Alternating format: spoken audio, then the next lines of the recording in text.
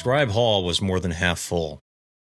The majority of the Jewish scribes had returned to their cells to pray and read the Torah, but the Greeks and Egyptians had filed in as soon as the ceremony was over. Herodotus sat at his table, staring down at the scroll. The 7 tablets he'd managed to transcribe before the Sabbath had been returned to the artifact room. 3 more were stacked on the table's edge. Greek letters stared back at him from the papyrus. During the ceremony, he'd barely been able to mouth the words as the rabbi read from the great book. Triani's ancient voice had echoed in his mind. The story of Æson, the last survivor of the destroyed village of Gujaratine, had flowed from the symbols like water. The men, women, and children of Gujaratine had all been murdered, the sigil of an ancient evil carved into their backs. The young man, remembering that Triani left for Akkad to become a scribe, had set out to find him. Triani described the man's journey from their homeland to Akkad in great detail. Æson had traveled down the river from Gujaratine to Lothal. Upon reaching Akkad, he sought out Triani to tell his tale. The young man knew he was dying, but managed to reach the scribe before his illness could take his life. Herodotus had been interrupted by the Sabbath gathering at that point. Isaac practically dragged him from his table to prostrate himself before the rabbi and join the ceremony. With each verse from the Torah, Herodotus fought to turn and stare at the tablets on his table. The moment the rabbi uttered the words to close the ceremony, Herodotus had returned to his workstation. "What is wrong with you, brother?" Isaac asked. "I am in the middle of a story." "More important than Abraham, I see." Herodotus turned and stared. Isaac stepped back. "We know the story of Abraham.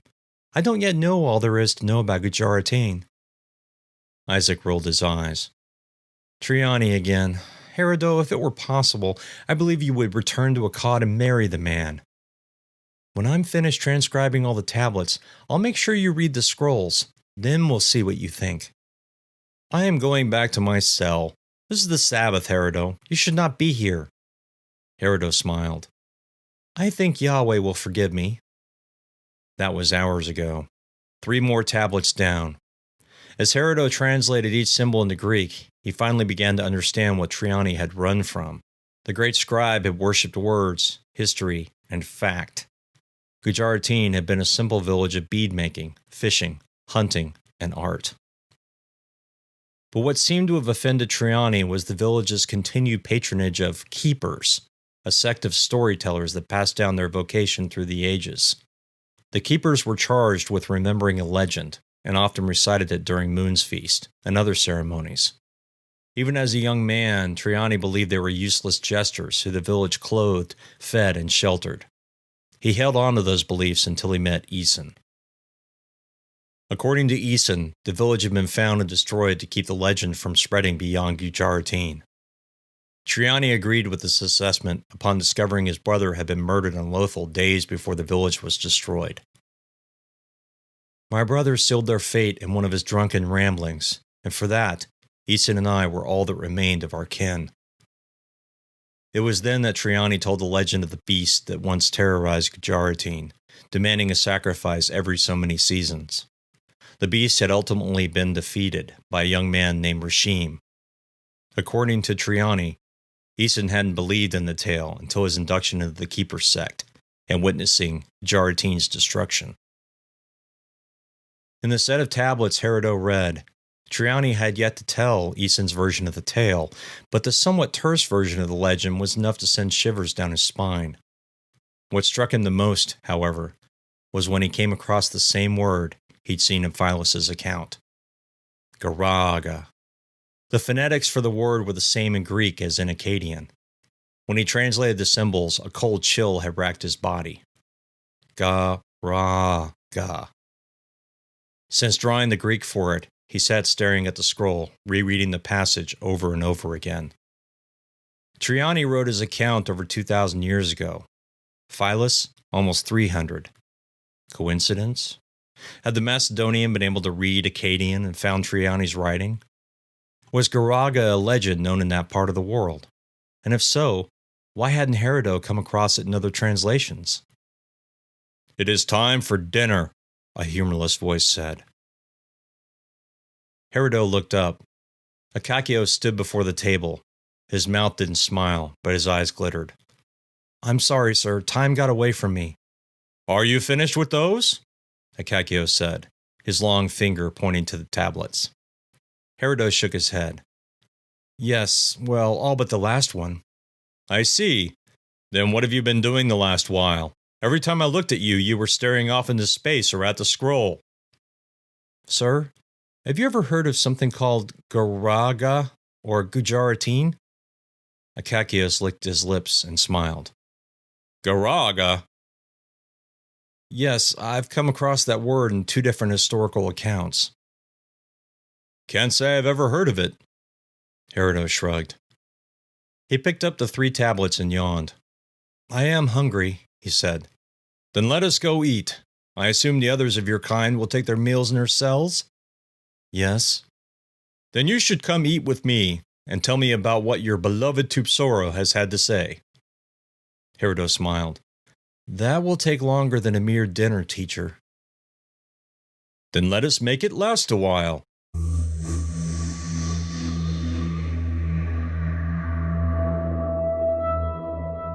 His cell was dark. Clouds clothed the moon, leaving the ocean black and its whitecaps all but invisible. He stared up at the ceiling. Even after the exhausting day, it was nearly impossible to sleep. The evening meal had been stressful. He'd never eaten in the company of the librarians. When he and Akakios arrived in the dining hall, the patron pulled Herodos toward the front tables. A lowly scribe eating dinner with the giants?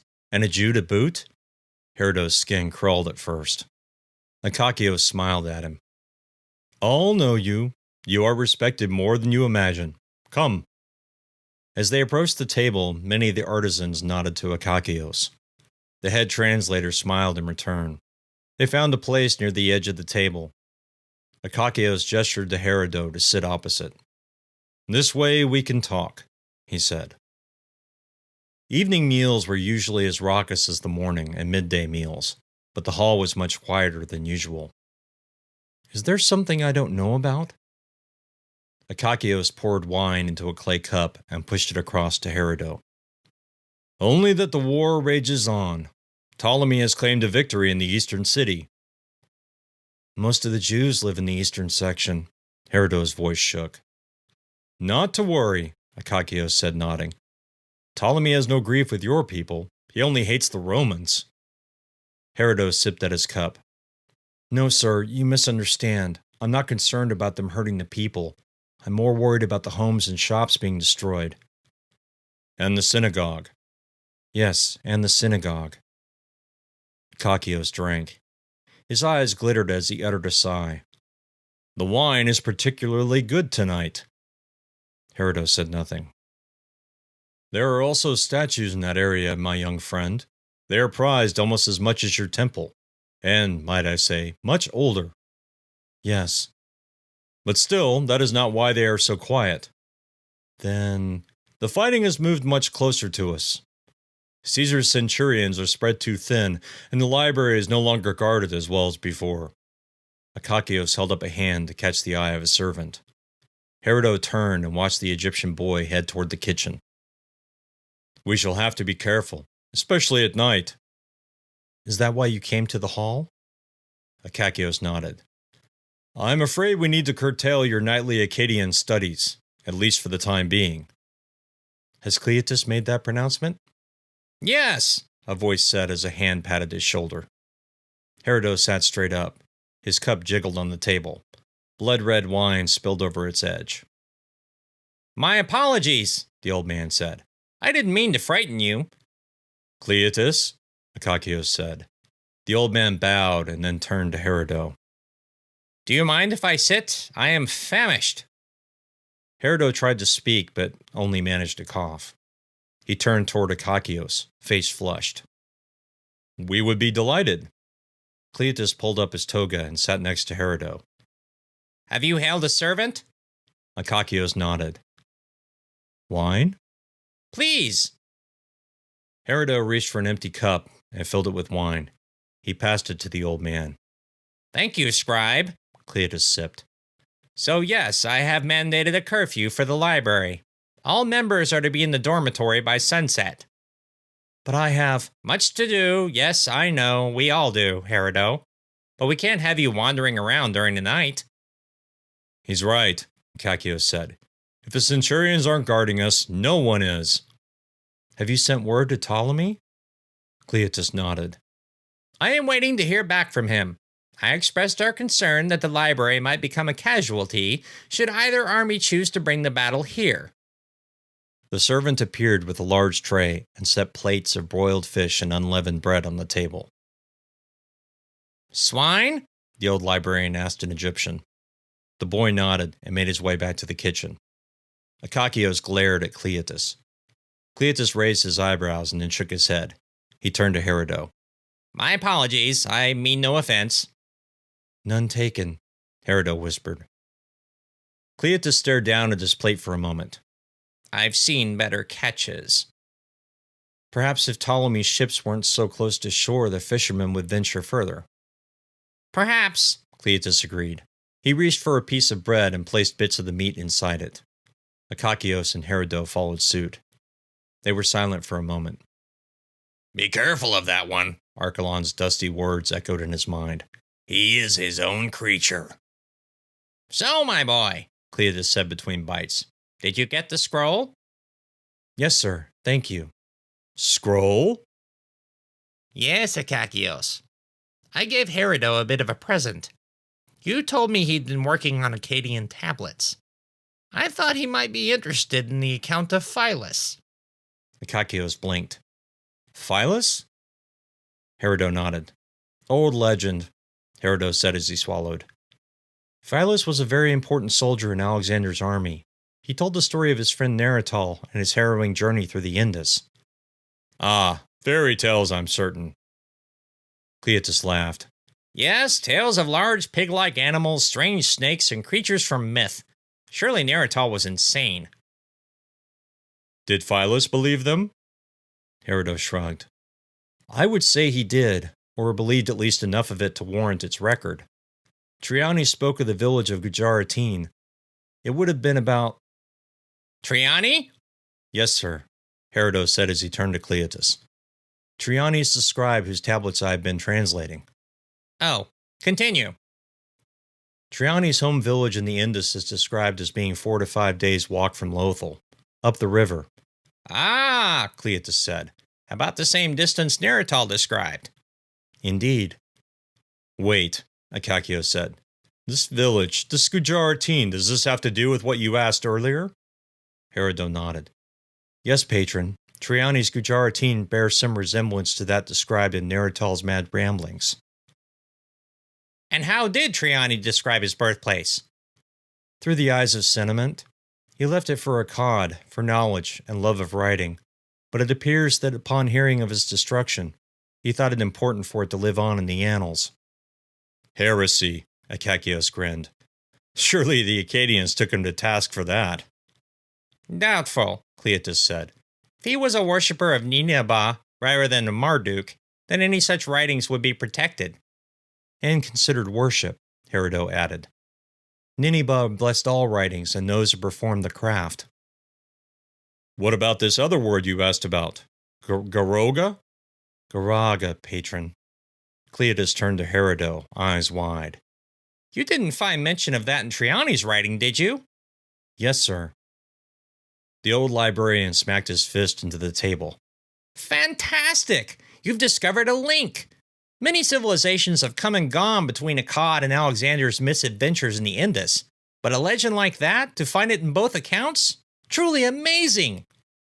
Dribble, Akakios said. Stories kept alive by superstitious fishmongers. Cleopas' face scrunched up in a frown. Don't belittle the importance of what your young scribe has uncovered. This is important. It should be studied. Akakios shrugged. Certainly. Perhaps once young Herodo is finished with the rest of Triani's Akkadian marks. The two men stared at one another. Herodo said nothing. The flushing pride he felt a moment ago disappeared. The tension hovering between the two older men was palpable. Akakios dropped his eyes and folded bites of fish into another piece of bread. Is there any more to this tale? Of Triani's, I mean? Just that Garaaga was some kind of god, although that's not very clear. It had what we Jews call Nephilim. Cleopas barked laughter. Demigods! Yes, Herodo agreed. Except they don't seem to be very godlike. There's no account of them doing more than causing trouble. Trouble? Yes, patron, trouble. Taking sacrifices and the like. Not a friendly bunch, then? Akakios asked with a grin. Herodo chuckled. Not at all. A low bell rang. Cleopas placed another bite of fish into his mouth and washed it down with wine. Never fails, just when I'm enjoying a meal. Excuse me. The old librarian rose from the table and walked toward the front of the hall. He stared at the men remaining at their tables. That is last bell, gentlemen. I ask that you please return to your cells until morning. The servants will be visiting the dormitories with wine and food through the evening. Until tomorrow. Cleopas bowed to the hall and then exited. Akakios sighed between his teeth. I have great respect for that man, but he is capable of strange ideas. Herodo said nothing, merely bade his patron good night, and headed to his cell. That had been hours ago. Cleopas had been correct about finding a connection between Phyllis and Triani. It was unprecedented. With the exception of Lothal, the Indus had been very isolated from the ancient kingdoms of Sumer, Akkad, and Babylon. So how could this Neanderthal have come in contact with the same creature described in the legend of Rashim? Rashim, Herodo whispered. He shivered in the cool night and wrapped the blanket more tightly around himself. What had Rashim seen? What had Eason seen? And why had Akakios, his patron, looked so uncomfortable at the mention of Garaaga? 2 more tablets, maybe 3, and he'd know more about Rashim and Garaaga.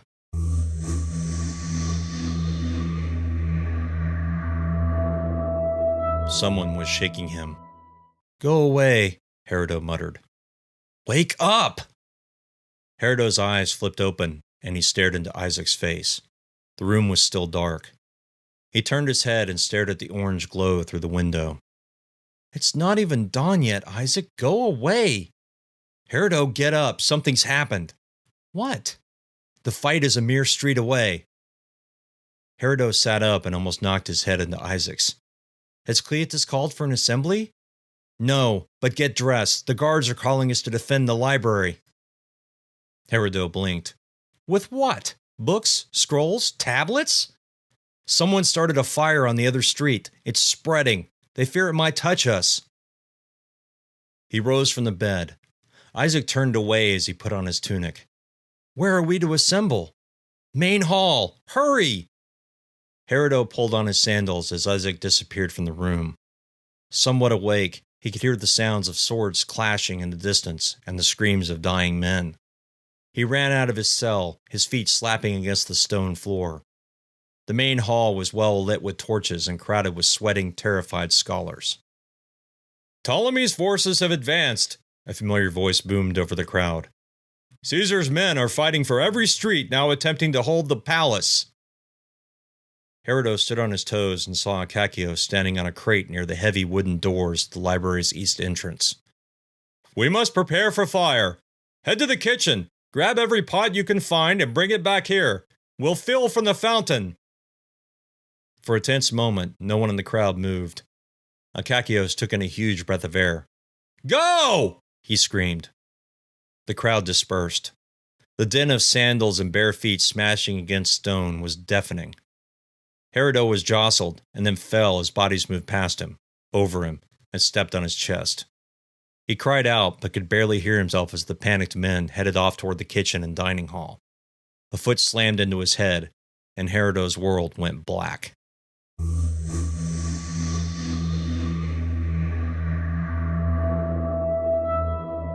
An older man sat at an ancient table.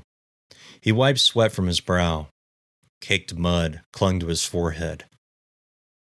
Tablets stacked as high as the eye could see lined the walls.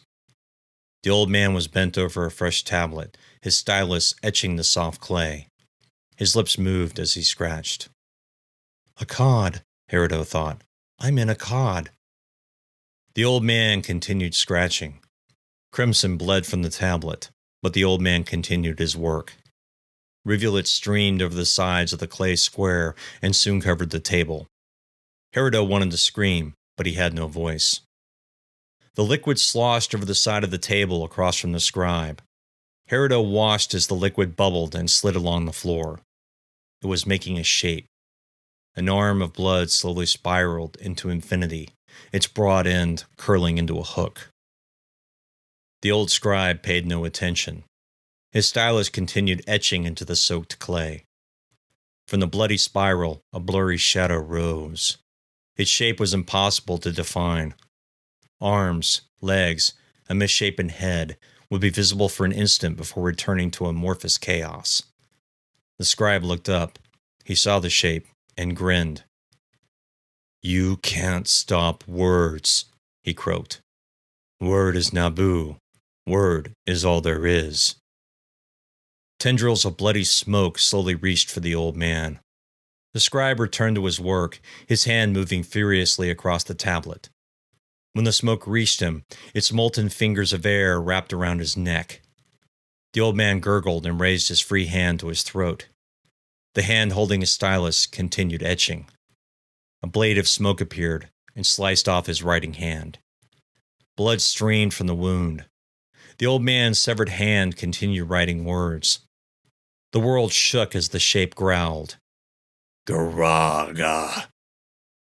Fingers of smoke smashed into the scribe's eyes. The old man collapsed into his chair, but his severed hand continued to write. Herodo found his voice and screamed.